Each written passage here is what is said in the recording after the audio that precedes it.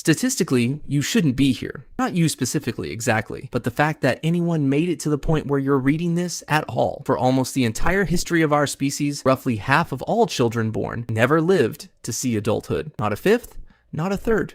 Half. Disease, starvation, predators, or accidents, freezing winters, difficult births, all of it stacked against every single infant born into the ancient world, before medicine, before hospitals, before anything resembling modern safety. And yet here you are, reading this, which means an unbroken chain of children stretching back hundreds of thousands of years, generation after generation after generation, all somehow beat those odds every single time without exception, or you simply wouldn't exist. So the real question isn't why ancient life was dangerous for kids. Obviously it was. The real question is how, against numbers that brutal, our species didn't just survive, it thrived. And the answer has almost nothing to do with luck. Let's start with how bad the numbers actually were, because the scale of it is easy to say and hard to actually absorb. Bioarchaeologists studying skeletal remains from prehistoric and early historic populations consistently find the same grim pattern. Depending on the specific population and time period, somewhere between a third and a half of all children died before reaching their teenage years, and a huge portion of those deaths happened in the first year of life alone. Childbirth itself was lethal for both mother and infant. Infections that a modern antibiotic clears in a week could kill a child within days. A single bad winter, a single failed hunt, a single contaminated water source could wipe out the most vulnerable members of an entire group almost overnight. By any modern standard, this should have been a death sentence for our species as a whole. A group that can't reliably raise its own children to adulthood doesn't survive for very long. And yet, Homo sapiens didn't just survive this. We expanded into nearly every environment on the planet, from Arctic tundra to equatorial rainforest, all while carrying children through some of the most dangerous windows of human development. So, something was actively working in our favor, something powerful enough to offset odds that brutal. Childbirth itself deserves its own mention here, because it might have been the single most dangerous moment in the entire process. Human babies are born with unusually large heads relative to the size of the birth canal, a direct consequence of our oversized brains, and that anatomical mismatch makes human childbirth genuinely more difficult and more dangerous than it is for almost any other primate. Chimpanzees typically give birth alone, quickly and without assistance. Human mothers, by contrast, appear to have needed help for a very long time. Some researchers argue this difficulty is exactly why humans developed a strong instinct toward assisted birth,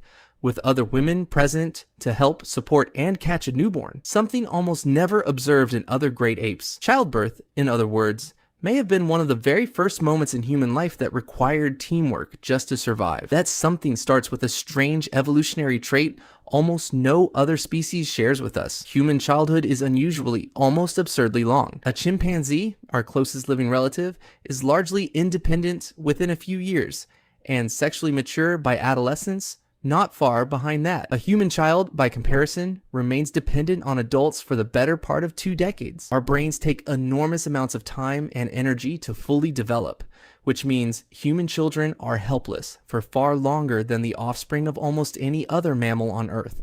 In practice, it became the reason we made it, because a childhood that long could never have been survived by one mother alone.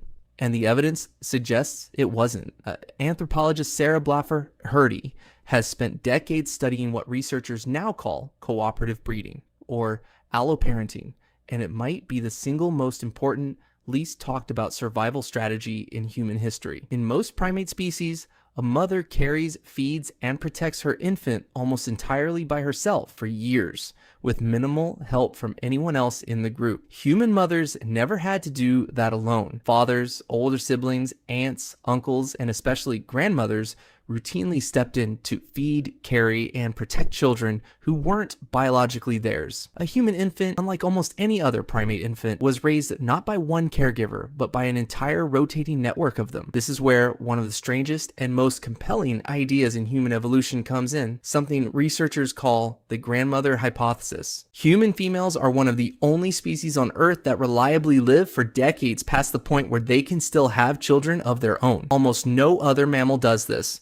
Most female animals in the wild remain fertile until close to the end of their natural lives. Anthropologist Kristen Hawkes, studying the Hadza people of Tanzania, one of the last groups still living something close to a traditional hunter-gatherer lifestyle, found that grandmothers who were no longer raising children of their own consistently spent their days digging up tubers and gathering extra food specifically for their grandchildren, often matching or exceeding the caloric contribution of younger, physically stronger adults in the group. That single contribution let mothers wean their own children earlier and have more children sooner, without those older children starving in the process. In other words, menopause itself, something that looks at first like a strange evolutionary dead end, may actually be one of the most powerful child survival technologies our species ever developed. The archaeological record backs this cooperative picture up in ways that are genuinely moving to look at directly. In 2021, archaeologists working at a site called Arma Verana in Italy uncovered the 10,000-year-old burial of an infant girl, now known informally as Neve. She died at somewhere between 40 and 50 days old, and yet her tiny grave contained more than 60 pierced shell beads, 4 pendants, and an eagle owl talon, all deliberately placed with her body. This wasn't a burial of convenience. It was an enormous, deliberate investment of time and material in a child who lived barely 6 weeks. Whoever buried her didn't just tolerate her existence. They grieved her, and they wanted that grief preserved. Go back even further to a site called Sunghir in Russia, dating to roughly 34,000 years ago, and the evidence gets almost overwhelming.